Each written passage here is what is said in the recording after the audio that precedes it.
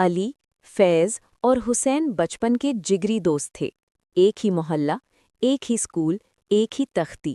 تینوں نے ساتھ پڑھائی کی، ساتھ کھیلے اور دیکھتے دیکھتے ساتھ ہی جوان بھی ہو گئے۔ وقت بدلا، ذمہ داریاں آئیں اور زندگی نے تینوں کو 3 الگ الگ راستوں پر ڈال دیا۔ علی کی زندگی۔ علی بہت غریب تھا۔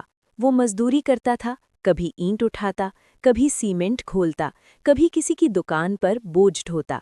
دن بھر کی محنت کے بعد جو تھوڑا سا پیسہ ملتا وہ 2 حصوں میں بانٹ دیتا۔ ایک حصے سے ضرورت بھر کھانا اور دوسرا حصہ حج یا عمرہ کے خواب کے لیے۔ علی روز رات کو اپنے جمع کیے ہوئے پیسوں کو نکالتا، گنتا اور پھر سجدے میں سر رکھ کر کہتا، اے اللہ، مجھے اپنے گھر بلا لے، میں بس تیرا دیدار کرنا چاہتا ہوں۔ کئی بار وہ پیٹ بھر کھانا بھی نہیں کھاتا تھا تاکہ پیسے بچ سکیں۔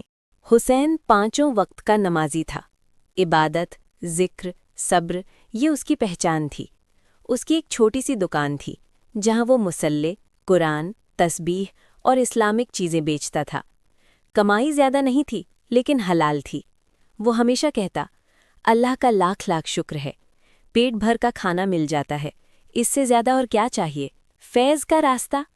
فیض نے غلط لوگوں کی سنگت پکڑ لی، شراب، جوا، چوری اور عیاشی۔ وہ محنت نہیں کرتا تھا لیکن پھر بھی پیسے اڑاتا تھا۔ اسے نہ عبادت کی فکر تھی نہ حلال حرام کی۔ چائے کی دکان کی ملاقات۔ ہر شام تینوں ایک ہی چائے کی دکان پر ملتے تھے۔ علی اپنے درد سناتا، حسین شکر ادا کرتا اور فیض ہنس ہنس کر اپنی عیاشی کے قصے سناتا۔ علی اور حسین روز اسے سمجھاتے، اللہ سے توبہ کر لو فیض، یہ راستہ جہنم کی طرف جاتا ہے۔ لیکن فیض ایک کان سے سنتا، دوسرے سے اڑا دیتا۔ وہ منحوس شام۔ ایک دن فیض نے دیکھا علی اور حسین کی آنکھوں میں آنسو تھے۔ پوچھنے پر دونوں پھوٹ پھوٹ کر رو پڑے۔ علی بولا، میں نے زندگی بھر محنت کر کے جو پیسے جمع کیے تھے حج کے لیے وہ سب چوری ہو گئے۔ حسین بولا، میں نماز پڑھ کر مسجد سے نکلا تو میرے پیر میں بڑی کیل گڑ گئی، بہت خون بہا، زور زور سے ہنس پڑا۔ دیکھو، تم دونوں عبادت کرتے ہو پھر بھی مصیبتیں تمہارے ساتھ ہیں، اور میں گناہ کر کے لوٹ رہا تھا تو راستے میں اشرفیوں کی پوٹلی مل گئی۔ اتنا کہہ کر وہ ہنستا ہوا چلا گیا۔ حسین کی شکایت۔ اس رات حسین کے دل میں شک پیدا ہو گیا۔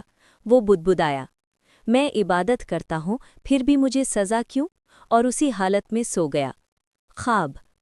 خواب میں حسین نے دیکھا جس دن اس کے پیر میں کیل گڑی تھی اس دن اس کی قسمت میں پھانسی لکھی تھی، لیکن اللہ نے کیل دے کر پھانسی ٹال دی۔ اور جس دن فیض کو اشرفیہ ملی تھی اس دن اس کی قسمت میں تخت لکھا تھا، لیکن اللہ نے تخت چھین کر صرف ایک پوٹلی دے دی۔ حسین کی آنکھ کھل گئی، وہ رو پڑا، اے اللہ، مجھے معاف کر دے۔ اسی رات علی کے گھر ایک بزرگ آئے۔ علی نے انہیں کھانا کھلایا۔ بزرگ بولے، بیٹا، کوئی خواہش ہو تو اللہ سے دعا کر دوں؟ علی اداس ہو کر بولا، اب کوئی خواہش نہیں۔ بزرگ نے ایک صندوق دیا اور کہا، یہ اللہ کا تحفہ ہے۔ اتنا کہہ کر وہ غائب ہو گئے۔ کرامت۔ علی نے صندوق کھولا۔ سونے کی اشرفیاں، روپے، حج کا ٹکٹ، ویزا سب موجود تھا۔ علی رو پڑا۔ صبح ہوتے ہی وہ حسین کے پاس پہنچا۔